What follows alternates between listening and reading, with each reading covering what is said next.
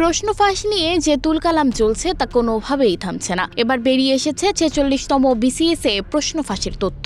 জানা যায়, পরীক্ষার আগের রাতেই চুক্তিতে রাজি হওয়া প্রার্থীদের নির্ধারিত স্থানে নিয়ে গিয়ে তাদের প্রশ্ন ও উত্তর পড়ানো হয়। পরে সকালে নিজ নিজ কেন্দ্রে গিয়ে ওই প্রার্থীরা পরীক্ষায় অংশ নেন। প্রশ্ন পেয়ে প্রিলি পরীক্ষা দেয়া এসব প্রার্থীরা উত্তীর্ণ হয়েছে। প্রিলিতে পাশ করার পর চুক্তিতে থাকা প্রার্থীদের লিখিত পরীক্ষার প্রশ্নপত্র পাইয়ে দেওয়ার আশ্বাস দিয়েছিল চক্রটি।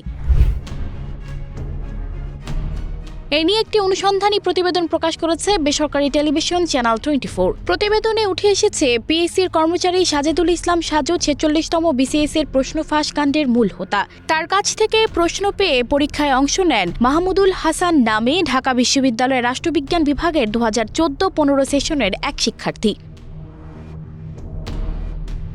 ৪৬তম বিসিএস এর প্রশ্ন পেয়ে পরীক্ষা দেওয়ার ঘটনা অকপটে স্বীকার করে মাহমুদুল হাসান বলেছেন, পিএসসির কর্মচারী সাজেদুল ইসলাম সাজু তাকে মোহাম্মদপুর থেকে একটি বাসায় নিয়ে যান। সেখানে সকালের দিকে ২০০ নম্বরের এমসিকিউ প্রশ্ন দেন। ওইটা পড়ে পরীক্ষার হলে গিয়ে দেখেন সবই কমন পড়েছে। ১ লাখ টাকার বিনিময়ে এই চুক্তি হয়েছিল।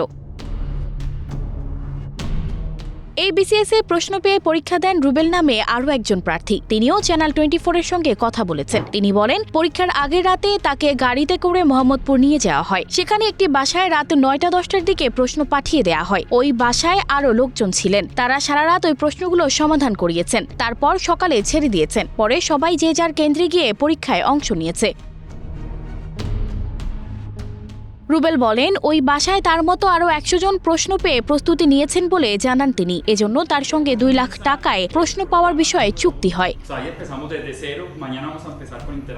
মাহমুদুল ও রুবেল ছাড়াও আরও ৬ জন প্রার্থীর তথ্য উঠে এসেছে চ্যানেল 24 এর অনুসন্ধানে, যারা প্রশ্নপত্র পেয়ে প্রিলিমিনারি পরীক্ষায় পাশ করেছেন। গত ২৬ এপ্রিল ৪৬তম বিসিএস এর প্রিলিমিনারি পরীক্ষা অনুষ্ঠিত হয়।